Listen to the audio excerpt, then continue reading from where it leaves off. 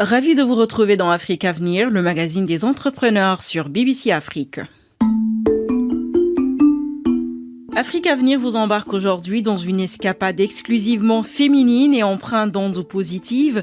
Et c'est pour parler de bien-être, de remise en forme, d'accompagnement paramédical pré- et post-natal. Nous avons donc le plaisir d'accueillir Aminata Diarra, sage-femme et fondatrice de Firaker, centre de bien-être féminin situé à Nouakchott en Mauritanie. Bonjour Aminata. Bonjour Aïcha. Nous sommes aussi avec Betty Cham, sage-femme et fondatrice de BM Repair, Body Medical Repair, un centre de périnatalité qui accompagne les femmes de la puberté à la ménopause. Bonjour Betty. Bonjour Aïcha. Merci. Nous sommes avec Dr Maïsarat Rafiou, médecin généraliste, présidente d'Oasis Bénin, une organisation pour l'aide à la santé, l'information et la sensibilisation. Bonjour Dr Maïsarat. Bonjour Aïcha, bonjour les dames. Afrique Avenir, Adja Aïcha Senghor. Bonjour mesdames, bienvenue. Je suis ravie d'être en votre compagnie. Je vais laisser vous présenter. Nous commençons avec vous Aminata. Bonsoir. Je suis Aminata Diarra, sage-femme de formation. Je suis présidente et cofondatrice du centre de bien-être pour femmes enceintes Firaker, basé à Nouakchott, Mauritanie. Je suis également présidente de l'ONG Rapport d'Action Santé et Solidarité. Je suis ravie d'être parmi vous ce soir. Bonsoir mesdames, bonsoir à nos auditeurs. Bienvenue dans Afrique Avenir. À vous Betty. Bonsoir tout le monde, j'espère que vous allez bien mesdames. Moi c'est Madame Cham, Betty, sage-femme depuis 2012 et j'ai créé sur Dakar le premier centre de périnatalité au Sénégal, en commençant d'abord par des services de thérapie traditionnelle prénatale. À vous, docteur Maïsarat. Bonjour à tous, je suis le docteur Maïsarat Rafiou, je suis médecin généraliste. Je suis la présidente et responsable de Oasis Bénin, qui est une organisation qui est vraiment centrée sur la promotion de la santé et du bien-être. Et en parallèle, je suis également professeure de yoga. Et mon engagement est centré sur le bien-être des femmes, en particulier dans le domaine de la maternité, et j'accompagne les femmes avec des séances de yoga pré- et post-natales. D'accord. D'accord. Alors, Betty, comment vous est venue l'idée et l'envie de la création de votre institut, de votre centre de bien-être? Moi, je pense que c'était en 2016, j'ai eu à faire la formation lorsque j'étais en pratique dans une clinique de la place. C'était en 2016 que j'avais subi cette formation avec une certaine Anne qui était venue nous former sur les cours de préparation à l'accouchement et je me suis dit ça n'existe pas au Sénégal et les conditions d'accouchement peut-être c'est Madame Poussée mais les femmes n'arrivent pas à bien comprendre le mot pousser et ça c'est de là qui m'est venue l'idée au lieu d'être un peu agressive à demander à pousser, pourquoi ne pas apprendre la femme dès les 9 mois à apprendre comment pousser. Et là, de fil en aiguille, les formations se sont enchaînées. Et j'ai créé le centre en 2022, en 2020 avec mes diplômes. Et alhamdoulilah, les femmes du Sénégal aiment bien, les femmes du monde entier aiment bien et je suis satisfaite. Et vous, qu'en est-il pour Firaker Aminata? Qu'est-ce qui a inspiré sa création? Oui, Aïcha. Pour Firaker, ce qui m'a motivée à créer ce centre, c'est parce que le taux de mortalité maternelle et infantile est très élevé en Mauritanie. Malgré que le ministère de la Santé essaie tout le temps de mettre de nouvelles stratégies en place et autres, on se retrouve toujours avec une taux de décès qui est assez élevé. Donc de là, je me suis dit qu'il faut que chacun y mette du sien.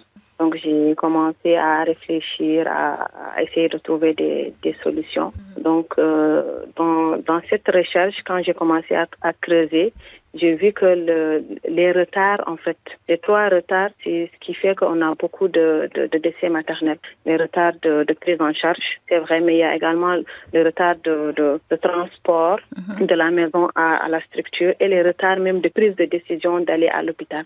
Les femmes ne connaissent pas tout ce qui est signe de danger en fin de grossesse ou même qu'est-ce qu'il faut faire quand les contractions commencent et comment même préparer son accouchement dans sa globalité. Je me suis dit que non, il faut que les femmes commencent à préparer leur accouchement. Elles ont eu 9 mois. Un accouchement, ce n'est pas une surprise. La personne a eu 9 mois pour pouvoir se préparer pour ce jour, accueillir son nouveau-né. Donc, il faut que les femmes préparent leur accouchement et qu'elles soient plus sereines, qu'elles soient moins stressées, qu'elles soient en accord aussi avec tout ce qui se passe, qu'il n'y ait pas de déphasage en fait, qu'elles soient en phase de la tête aux pieds avec ce qui se passe, qu'elle puisse se relaxer, qu'elle puisse vivre la grossesse, que chaque grossesse enfant soit une expérience positive.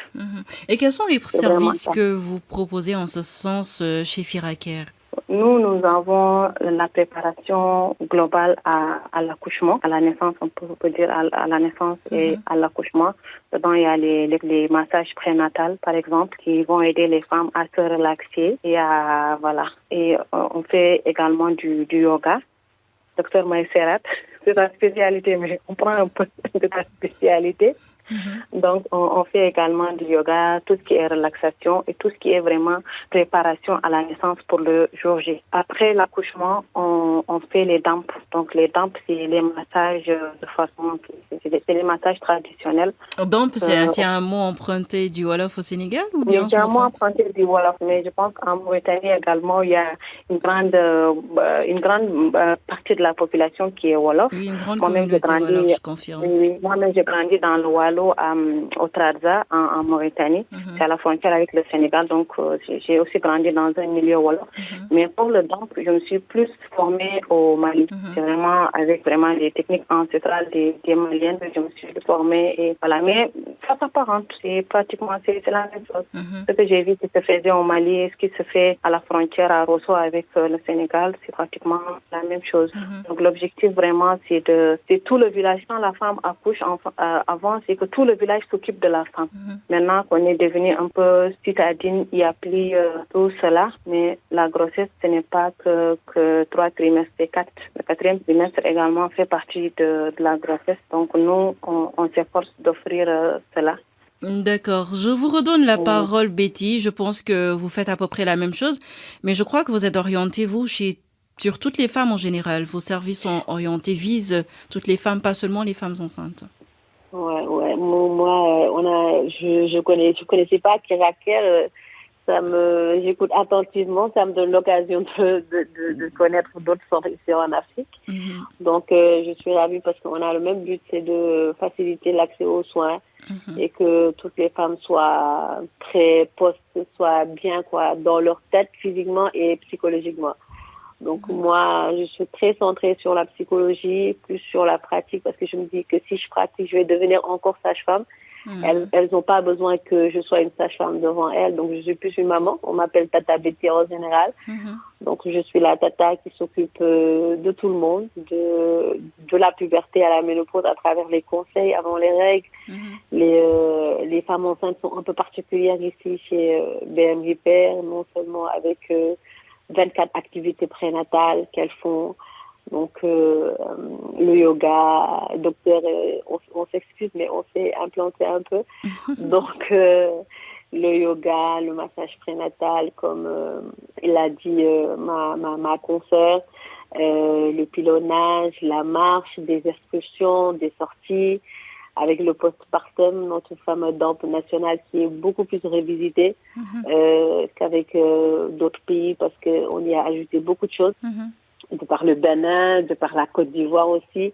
Donc, c'est l'Afrique dans BMJPR, comme on dit, et puis la rééducation périnéale, le postpartum, qui est très important, ainsi que des services pour le bien-être intime et pour le bien-être postpartum. Tout ça centré sur la femme avec des techniques et des formations exactes. Comme ça, on sera à l'aise avec nos supérieurs hiérarchiques, les gynécos, parce qu'on travaille en étroite collaboration avec eux aussi pour éviter de faire des bêtises, comme on dit en matière de paramédical. C'est assez compliqué. Très délicat. Surtout si tu es sage-femme, il y en a qui te regardent d'en haut. Est-ce qu'elle ne fait pas de bêtises? Donc, on a préféré travailler avec les hôpitaux, les cliniques. Donc, ça sera plus facile d'orienter, de rediriger les femmes, ainsi qu'un service doula dans les maternités. Tu apprends au niveau de BMIPR t'accompagne jusqu'à la clinique pour voir est-ce que c'est réussi ou pas. Des formations avec les sages-femmes qui sont à l'intérieur des cliniques, parce que tout le monde n'a pas pu faire la formation de cours de préparation à l'accouchement. Donc, à travers tes interventions, elles savent maintenant comment faire. Et c'est beaucoup plus facile. Tu as tous les services qui sont adéquats dans ce sens et que spécialement réservés pour la femme. À part les cours de préparation à l'accouchement que les hommes assistent pour faire quelques sujets de gestion. Justement, j'allais demander, est-ce que, puisque vous dites des centres 100% réservés aux femmes, des centres destinés au bien-être de la femme, quelle place pour les hommes? Je me fais leur avocat aujourd'hui. Oui, leur avocate. C'est important parce que les hommes, ils ont deux places. Soit pour les cours d'infertilité, pour leur dire que la femme n'est pas coupable seulement de l'infertilité, vous pouvez vous aussi être coupable de l'infertilité plutôt. Et les cours de préparation dont l'homme a une place très importante par rapport à la gestion de la douleur, par rapport au massage du dos lors de l'accouchement, par rapport au soutien, par rapport à beaucoup de choses où l'homme doit être présent. Et nous, chez nous, il y a un cours spécial couple où tu apprends tout, Il n'y a que ça. Mais sinon, les hommes n'ont pas leur place là-bas. Tout est réservé à la place. Et chez Firaker, alors, Aminata? À Firaker, nous avons le club des papas. Donc, c'est toutes les femmes qui sont inscrites dans les cours de préparation à la naissance. Les papas aussi ont leur club. Okay. Donc, elles ont plutôt ils apprennent un peu comment changer les couches, comment préparer les biberons, comment aider à attraper bébé et autres. Tout C'est ça, très aussi, utile. ils veulent faire les choses avec leurs épouses. Oui, c'est très utile. Ils n'ont pas l'éducation adéquate, mais je pense qu'avec l'accompagnement et tout, les hommes sont aussi prêts à mettre du sien. Alors, docteur Maïsarat, en tant que défenseuse du bien-être des femmes, comment appréciez-vous ce concept? Comment vous le trouvez? Et est-ce que ce concept du genre existe au Bénin? Déjà, merci pour la question. Et moi, je suis très admirative de mes deux consoeurs. Je suis vraiment très admirative parce que je pense que c'est quelque chose de vraiment très important et ça permet de soutenir les femmes pendant cette période qui peut être quand même assez délicate, la maternité, tout ce qui est autour de la natalité et tout. Donc, au Bénin, je n'en connais pas réellement. Je connais des centres qui font des cours de yoga prénatal, mais je ne connais pas réellement de centres totalement dédiés à la périnatalité. Mais c'est vraiment des initiatives que moi j'encourage à fond et que je suis vraiment prête à collaborer avec vous, les sœurs. Je suis vraiment prête. Je suis vraiment très admirative. Bon, le contact est déjà établi. Peut-être que la collaboration peut très bien être envisagée. Alors, docteur, quel apport cet accompagnement paramédical a sur cette étape, comme vous le disiez tantôt, très délicate de la vie de la femme? Déjà, c'est important parce que déjà les femmes sont informées. Il y a vraiment un travail d'information qui est fait au préalable et elles ne traversent juste plus la grossesse sans information et sans informer de ce qu'est leur état, des différents signes qui peuvent les alerter. Et elles sont conscientes en fait de ce qui se passe à l'intérieur de leur corps. Ensuite, les femmes, elles se sentent soutenues et ça, c'est vraiment très important parce que effectivement, c'est une période délicate. Donc, il y a vraiment un soutien, que ce soit un soutien physique, qui est dans la gestion de la douleur, la nutrition, l'exercice physique et aussi, je pense qu'il y a également un suivi médical qui est à côté. Et il y a un suivi émotionnel aussi qui va permettre aux femmes de mieux gérer le stress, l'anxiété et d'avoir en fait un soutien émotionnel adéquat pendant cette période-là.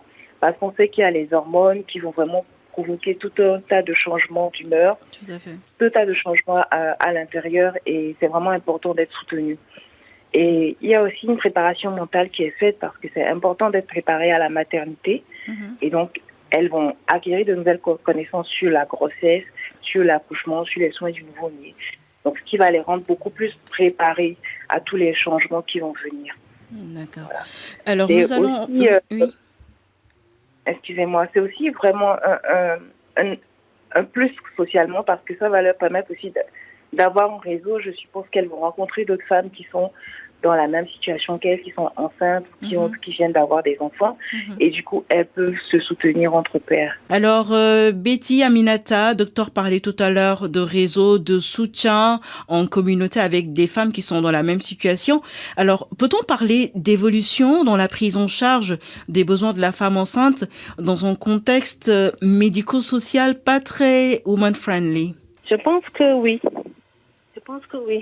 Parce que culturellement, en Afrique, la grossesse est souvent les mamans, oui.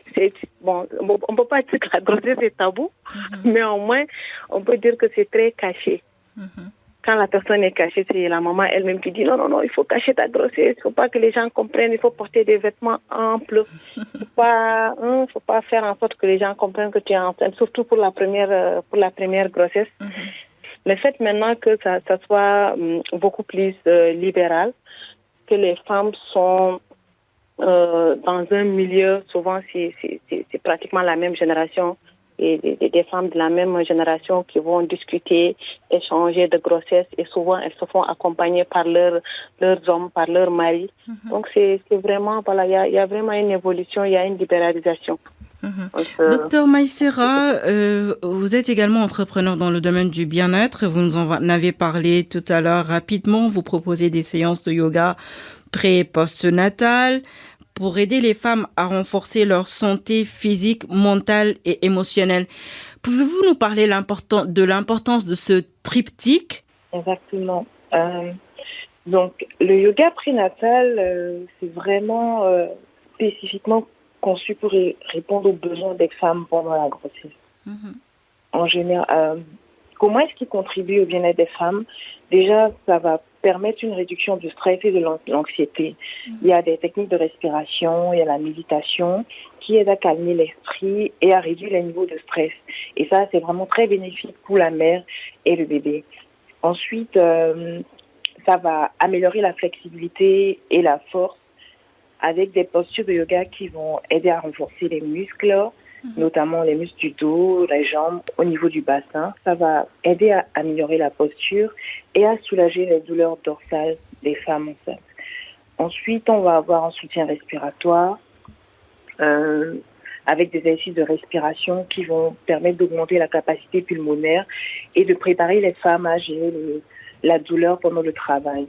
Sachant que la douleur se gère quand même avec beaucoup de respiration.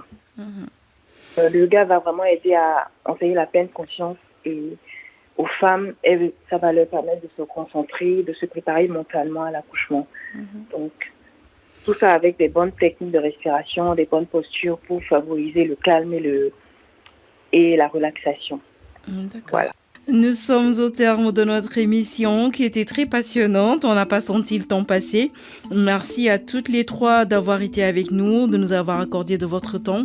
Merci à toi, Aïcha. Merci à vous, les filles. Merci à vous, chers auditeurs, de votre écoute. Merci également à Oumar Diallo qui était à la mise en onde. Je vous donne rendez-vous la semaine prochaine pour une nouvelle aventure entrepreneuriale sur BBC Afrique.